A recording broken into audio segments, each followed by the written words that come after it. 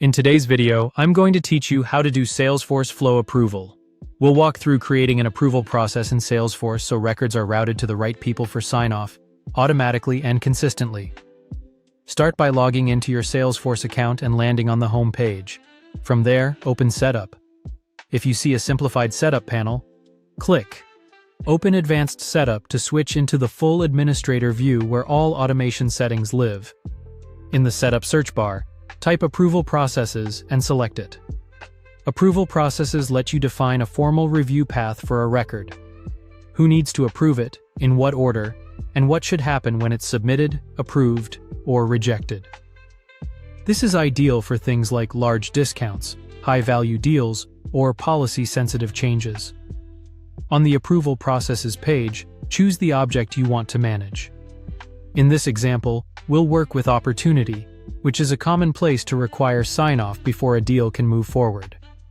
Click Create New Approval Process. Next, choose Use Jumpstart Wizard.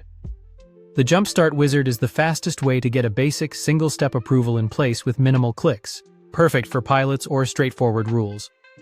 By contrast, the standard setup wizard gives you fine-grained control, multiple steps or parallel approvals, custom email templates, field updates, and detailed actions at submission, approval, or rejection.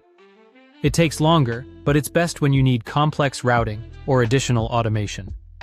Provide a clear, descriptive process name so admins and users instantly understand its purpose.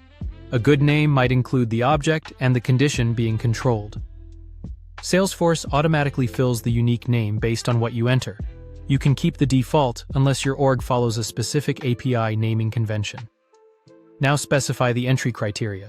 Choose the field and the value that must be true for a record to enter this approval. For opportunities, that might be a threshold like discount percent greater than a set value, or amount above your escalation limit.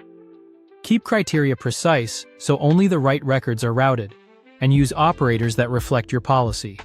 When you're satisfied, click Save to create the process. That's it for the build.